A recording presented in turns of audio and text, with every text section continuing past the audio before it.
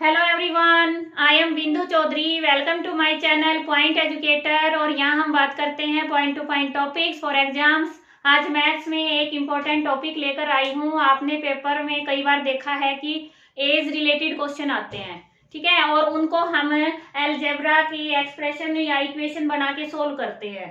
कई बच्चों को वो इक्वेशन ही बनानी नहीं आती और कईयों को वो सोल्व करनी नहीं आती। तो आज उन सभी का सोल्यूशन मैं लेके आई हूँ।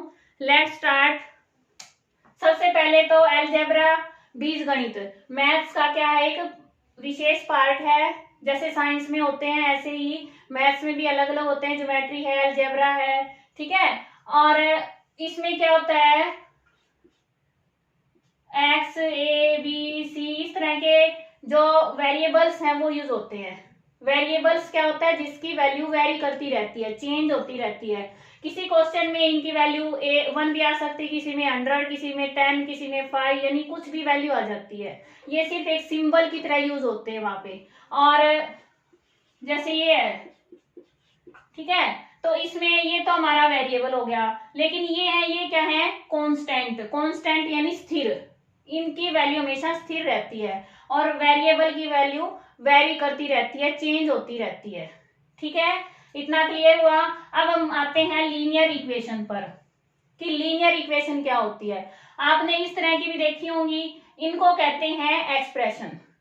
और जब इसके आगे ये इक्वल का साइन लग जाता है और इस साइड कोई वैल्यू आ जाती, चाहे वो 0 आए, ये साइन लग जाए और साइड भी आ जाए दूसरी, तो क्या होता है, इक्वेशन बन जाती है। यानी equation means equal. Two part है, ये लेफ्ट हैंड साइड है, ये राइट हैंड साइड है, ये दोनों आपस में इक्वल हैं, ठीक है, इसको इक्वेशन कहेंगे। और लीनियर इक्वेशन जिसकी पावर वेरिएबल की 1 होती है, जैसे एक्स स्क्वायर, वाई स्क्वायर या फिर एक्स क्यूब, इस तरह से नहीं होनी चाहिए, सिर्फ 1 होनी चाहिए यहाँ पे, ठीक है। ये लीनियर इक्वेशन में आता है कि वेरिएबल की जो पावर है वो 1 होनी चाहिए। इक्वेशन का मतलब बीच में इक्वल का साइन होना चाहिए। जिसमें साइन नहीं होता वो होती है एक्सप्रेशन, और जिसमें इस तरह के साइन होते हैं, ठीक है, ये होती हैं इन इक्वेशन। तीन चीज अलग अलग हैं, साइन से ही फर्क पड़ जाता है। हम करेंगे आज लीनियर इक्वेशंस। अब लीनियर इक्वेशंस को सोल्व कैसे करते हैं वो बताती हूं मैं, और क्यों इसमें साइन चेंज होते हैं आपस में, प्लस माइनस में क्यों बदलता है, डिवाइड मल्टीप्लाई में क्यों होता है, वो सब करने वाले हैं।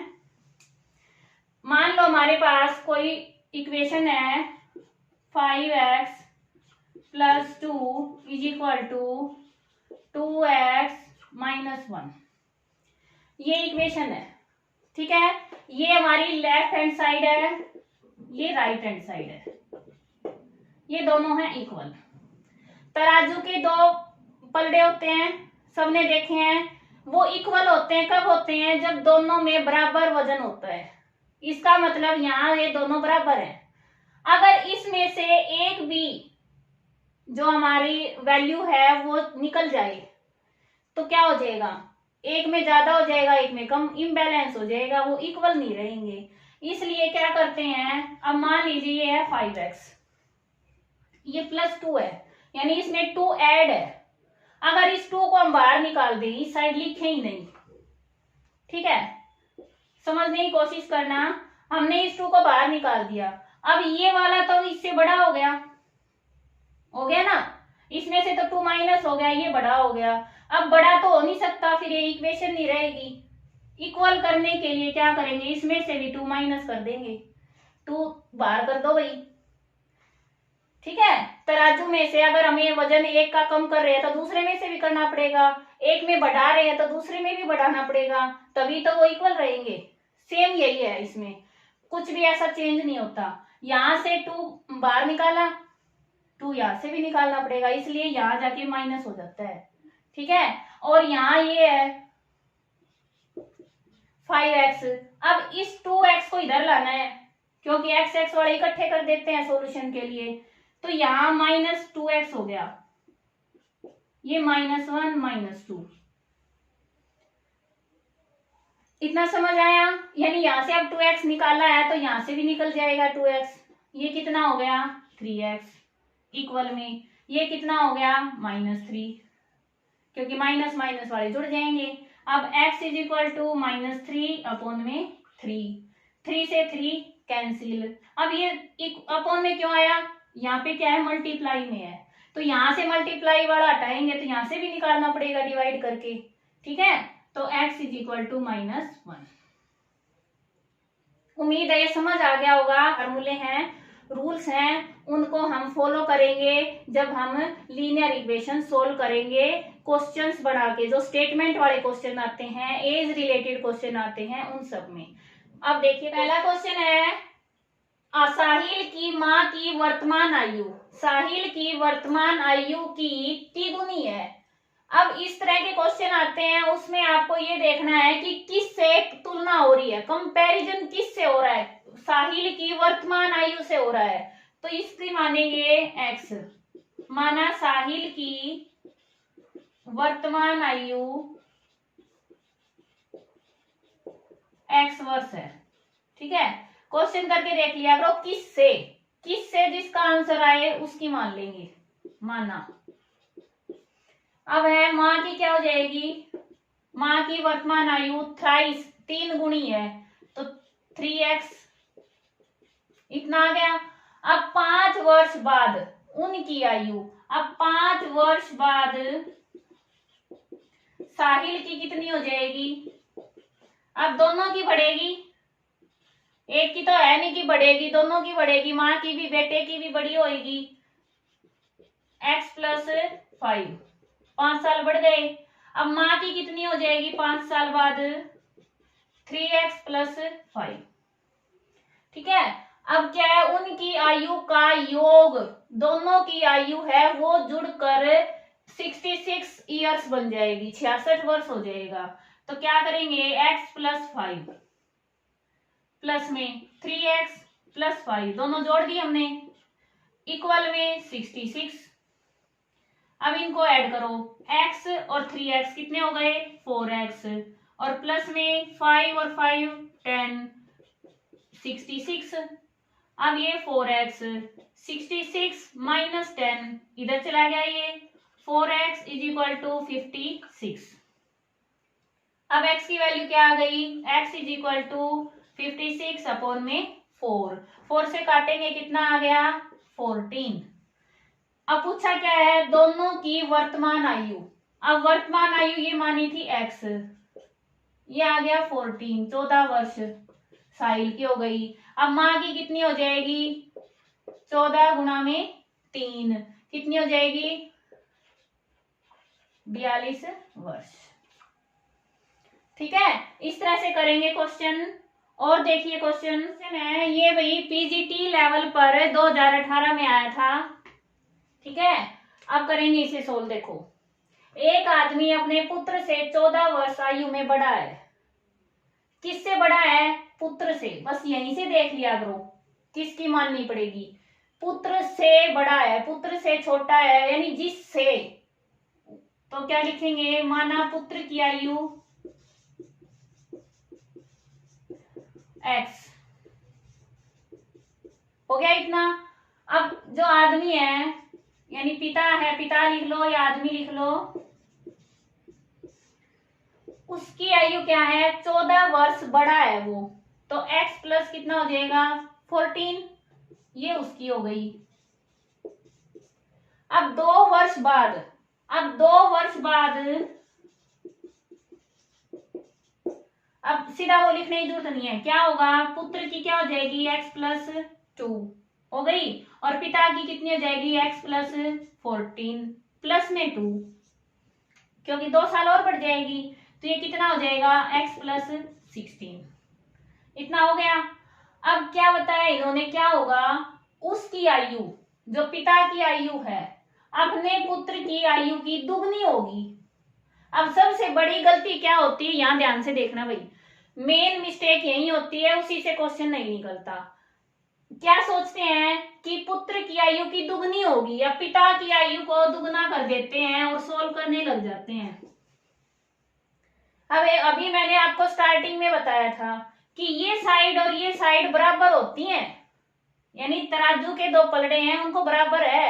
अब यहाँ 2 गुना, ये पहले से ही बड़ा है पिता और उसको फिर 2 गुना कर दिया तो ये क्या हो गया, तो 4 गुना हो गया। पुत्र तो बहुत नीचा रह गया ना। तो क्या है इसका मतलब, ये यहां मल्टीप्लाई नहीं होगा, ये यहां मल्टीप्लाई होगा। 2 गुना पिता पहले से ही है ना, तो बेटे को बराबर लाने के लिए 2 से मल्टीप्लाई जो पुत्र है ना उसकी आयु को करेंगे, ठीक है, तभी तो ये बराबर होंगे दोनों। समझ आया? फिर से देखो, सबसे पहले क्या करते हैं, पुत्र से, जिससे वो बड़ा छोटा जो भी उसका कंपैरिजन बताया है उसकी लेंगे। पुत्र से है तो पुत्र की आयु x मान ली, पिता की कितनी है, 14 वर्ष बड़ा है, तो पिता हो गया x प्लस 14, 14 वर्ष बड़ा हो गया। अब 2 साल बाद दोनों की 2-2 साल बढ़ जाएगी, ठीक है।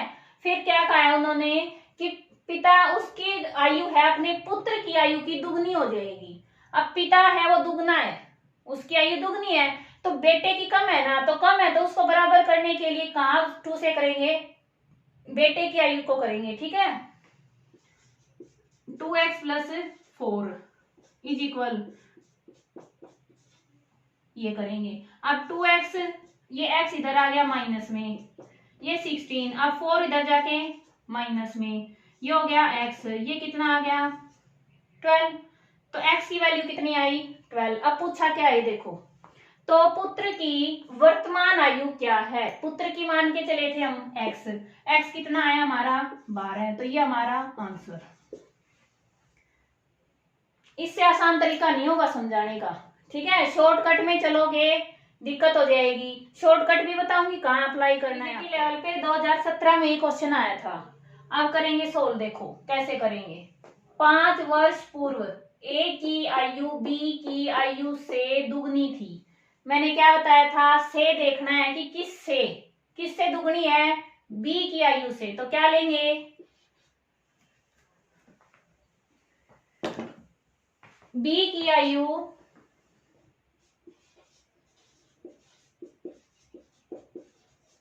x मान लेंगे, ठीक है, माना b की आयु x,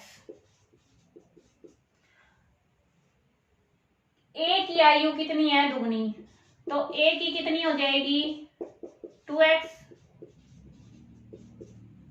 ये कब की बात है, 5 वर्ष पूर्व, ये ध्यान रखना है जब आखिर में आंसर निकालेंगे जब, ठीक है, 5 साल पहले की बात है ये। तो अब क्या करेंगे, 5 वर्ष बाद, तो पहले वर्तमान आयु यही निकाल लें हम, बी की वर्तमान आयु क्या होगी बताओ, 5 साल पहले ये है, 5 साल में ऐड होगी तो x प्लस 5, और a की क्या हो जाएगी 2x प्लस 5। क्लियर है इतना। अब 5 वर्ष बाद, 5 वर्ष बाद है तो क्या करेंगे, x प्लस 5, 5 साल और बढ़ गए, 2x प्लस 5, ये हो गया। अब उनकी आयु का अनुपात दे रखा है भाई 3:2। अब यहां पर अनुपात को पहले इसको सोल्व कर लो, x प्लस 10, ये कितना हो गया 2x प्लस 10, इतना आ गया समझ। अब अनुपात क्या होता है, जब ऐसे अनुपात लिखा होता है ना तो यहाँ की चीज भी देखनी पड़ती है कि a पहले है या b पहले है, जो पहले है उसका तो पहला अनुपात होगा और दूसरा है वो दूसरा, तो इसका मतलब ये तो a है ये b है, ठीक है। अब इसमें देखो a की कौन सी है, ये वाली है, तो क्या लिखेंगे 2x प्लस 10 अपॉन में x plus 10 is equal to, अब अनुपात को हम फ्रैक्शन में लिख सकते हैं, लिख दिया। अब क्या करेंगे, बाय क्रॉस मल्टीप्लाई, 2 की तो इससे कर देंगे, 3 की इससे कर देंगे, क्या आ जाएगा हमारे पास 2x plus 10 is equal to 3x plus 10, ये आ गया 4x plus 20 is equal to 3x plus 30, 4x minus 3x, ये 30 माइनस 20, ये कितना आ जाएगा x, ये कितना हो गया 10। अब x की वैल्यू कितनी आई 10। पूछा क्या है उनकी वर्तमान आयु। अब वर्तमान आयु कहाँ है, ये x प्लस 5, तो b की कितनी हो जाएगी, 10 में 5 जोड़ेंगे तो 15, और a की कितनी हो जाएगी 10 टू जा 20 और प्लस 5 25, ये आंसर हो जाएगा। समझ आया, जो दिया है वो लेके चलेंगे और उसके हिसाब से ही सोल्व करना है, हमें अपनी तरफ से कुछ नहीं करना, कुछ याद नहीं रखना, सिर्फ इतना ध्यान रखना है, एक ही बात याद रखनी है कि सबसे पहले किससे दिया है, दुगनी है, तीन गुनी है, अधिक है, कम है, किससे, उसकी मान के चलनी है। ठीक है, बी की आयु से है, बी की आयु x मान ली, फिर a की क्या हो जाएगी, दुगनी हो जाएगी, फिर 5 साल पहले थी ये तो आज कितना होगा, 5 साल और जुड़ गए। अब आपकी उम्र मान लो 30 है, तो 5 साल पहले कितनी थी, 25 थी, तो 25 से 5 जुड़े हैं ना, तो वर्तमान में 5 ऐड हो जाएंगे। फिर 5 वर्ष बाद, अब और 5 साल बाद हो गए तो और 5 जुड़ जाएंगे। इस तरह से क्वेश्चन निकालेंगे। ठीक है, अनुपात दिया हो तो अपन में फ्रैक्शन में करके क्रॉस मल्टीप्लाई कर देंगे।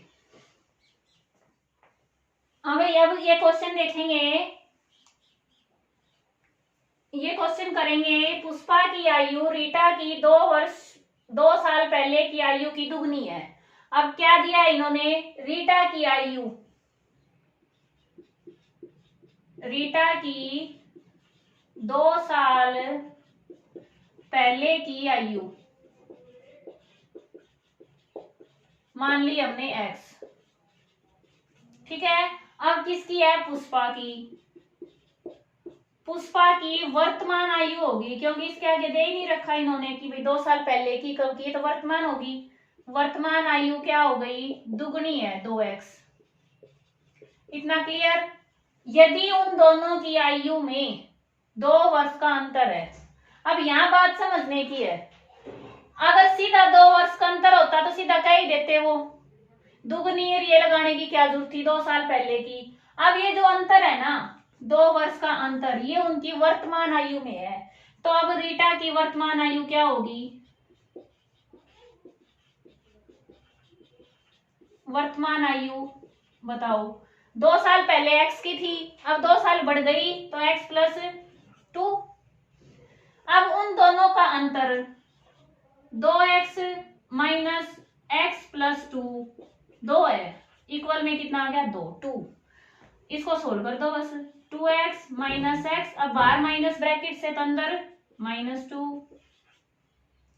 ये कितना आ गया x -2, इधर चला जाएगा 2 प्लस 2, तो x इज इक्वल टू 4।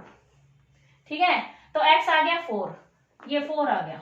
पूछा क्या है, पुष्पा की आयु कितनी होगी, पुष्पा की कितनी है 2x, तो 4 इंटू 2 कितनी हो गई 8 वर्ष आंसर।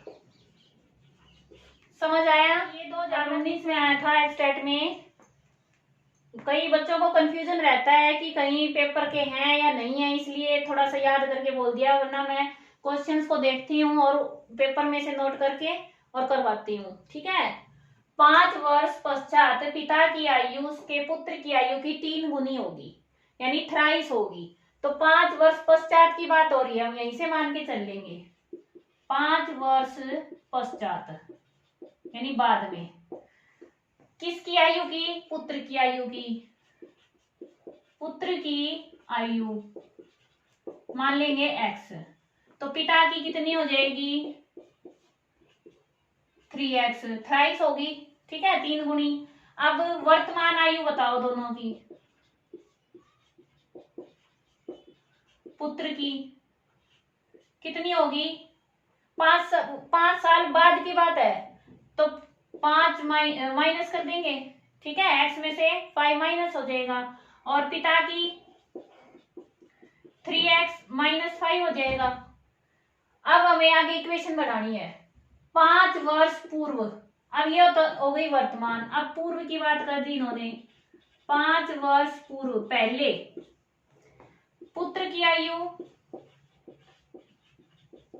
कितनी हो जाएगी, ये तो है x-5 वर्तमान में, और 5 वर्ष पहले कितनी थी, तो और 5 माइनस कर देंगे इसमें से, ठीक है, कितनी हो गई x-10। अब 5 वर्ष पूर्व पिता की कितनी हो जाएगी, 3x - 5 - 5 कितनी हो गई, 3x - 10। इतना समझ आया। अब क्या करना है, वो क्या थी, उसके पुत्र की आयु की 7 गुनी थी।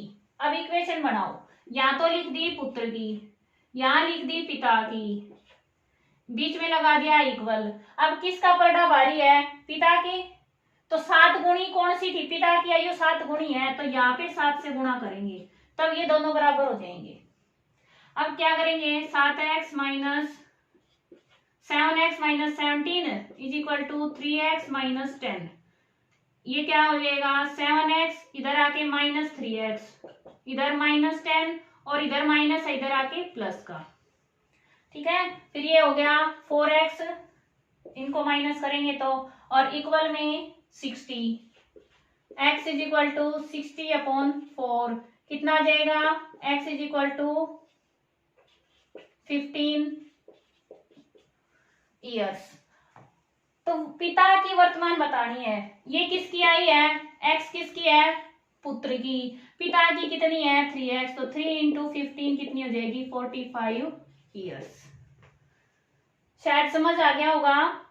अब एक बात और बताती हूँ, अगर पेपर में आप कंफ्यूज हो जाएं, ठीक है, तो क्या है कि नहीं आए, कोई क्वेश्चन ऐसा घुमा के भी दे दें, ज्यादा ही घुमा के नहीं आ रहा, तो जो ऑप्शन है ना उनको उठा के पुट करके देख लेना, अगर टाइम हो तो उससे भी निकल जाएगा, ठीक है।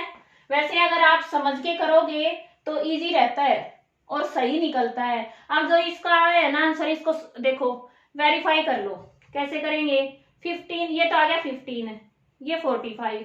अब हमारी जो वर्तमान आयु है कितनी हो जाएगी, 10, इसकी तो हो गई 10, और इसकी हो गई 40 हो गई। और ये 5 साल पहले कितनी थी, ये तो थी 5, 10 में से और 5 माइनस हो गए, और ये थी 35, ये 7 हो गई, 7 टाइम्स 7 गुणी। इस तरह से हम इसमें पुट करके रख के देख सकते हैं, उसी टाइम हमारा आंसर ठीक है या गलत है। और एक दो क्वेश्चन कराती हूँ, कई बार क्या होता है कि जो एज रिलेटेड है ना क्वेश्चन, उससे अलग भी आ जाते हैं, जिसमें हम ऐसे ही इक्वेशन बनाएंगे और उसको सोल्व करेंगे। अब ये 2 क्वेश्चन साथ लिखे हैं मैंने, ताकि आपका भी टाइम बचे, क्योंकि 1-1 मिनट कीमती होती है भाई टाइम की, और उसका यूज करना चाहिए हमें। 2 संख्याओं का अनुपात 3:5, ठीक है, 3 क्या है, अनुपात 5 है। अब जैसे अनुपात देखें, आप उसमें हमेशा x मान के कर लिया करो। एक संख्या क्या ले लेंगे 3x, दूसरी क्या ले लेंगे 5x, इनका योगफल है वो 240 है, 240 है, तो योगफल है तो प्लस कर देंगे, ये लिख दिया 240। अब सोल्व कर दो इसे, कितना हो जाएगा 8x, और x = 30। अब पूछा क्या है, संख्याओं का अंतर क्या होगा। अब गलती यहां कर देते हैं, x आते ही आंसर लगा देते हैं। ये x क्या आया है, x का मान अभी यहां रखना है। पहली संख्या कितनी हो जाएगी 90, दूसरी कितनी हो जाएगी 150, ठीक है। अब इनका अंतर बताना है, अंतर बताने के लिए क्या करेंगे, माइनस कर देंगे इन दोनों को, कितना आ जाएगा 60, तो आंसर क्या होगा 60, ठीक है। क्वेश्चन को पूरा पढ़ा करो, सोल्व करते ही जल्दबाजी में मेरा तो आंसर निकल गया, बहुत खुश हो जाते हैं, है ना, और खुशी खुशी में क्वेश्चन गलत, इसलिए क्या करना चाहिए, पेशेंस रखना चाहिए। अब है किसी संख्या का 60%, मैंने प्रतिशत वाले करवाए थे, परसेंटेज क्या करेंगे, देखो क्वेश्चन को पढ़ो, बिल्कुल इजी है। किसी संख्या का 60%, अब हमें संख्या नहीं पता, x मान ली हुई संख्या, संख्या का की जगह मल्टीप्लाई 60% का लगा दिया 100 का, और ये 3/5, ठीक है। अब यदि 36 है, यानी इसकी वैल्यू, इन सब की वैल्यू क्या आएगी 36। तो इक्वल में हो गया 36 हो गया इतना। अब इसको सोल्व कर लो। कैसे करेंगे, 0 से 0 कट गई और कुछ कट नहीं रहा, तो क्या करेंगे x इज इक्वल टू, ये हो गया 36 मल्टीप्लाई में ये ऊपर चला जाएगा 10 इंटू 5 और नीचे क्या आ जाएगा 6 इंटू 3, 6 3 जा 18, 18 लिख देंगे यहीं पे, 18 2 जा 36। अब कितना आ गया ये x इज इक्वल टू 5 2 जा 10 और 10 इंटू 10 100। हमारा आंसर है वो क्या होगा 100। क्लियर। इस तरह से अगर किसी संख्या का दे रखा हो उसका वैल्यू निकालनी हो तो x मान के उसमें इक्वेशन में पुट करके और आप सोल्व कर सकते हैं। आप और भी क्वेश्चन सोल्व कर सकते हैं, पेपर में काफी सारे क्वेश्चन आ जाते हैं कई बार, तो बस आपको ये पता चलना चाहिए कि हम x मानकर उसको कर सकते हैं नहीं, इक्वेशन बननी आनी चाहिए, ठीक है। और अगर कोई प्रॉब्लम है, कोई क्वेश्चन है तो आप कमेंट में बता सकते हैं। मैंने ये सोचा है कि आप सबकी जो प्रॉब्लम्स हैं उनको एक वीडियो में सोल्व करवाऊंगी, तो जितनी ज़्यादा आप प्रॉब्लम भेजेंगे मैं उतना ही उसका वीडियो जल्दी ही आपके लिए लेकर आऊंगी। और मिलते हैं नेक्स्ट वीडियो में नए टॉपिक के साथ। प्रैक्टिस जरूर करिए और अगर पसंद आती है तो दूसरों से शेयर करो और अगर कोई कमी है तो मुझे बताओ। थैंक्स फॉर वॉचिंग और घंटी बजाओ, नोटिफिकेशन पाओ।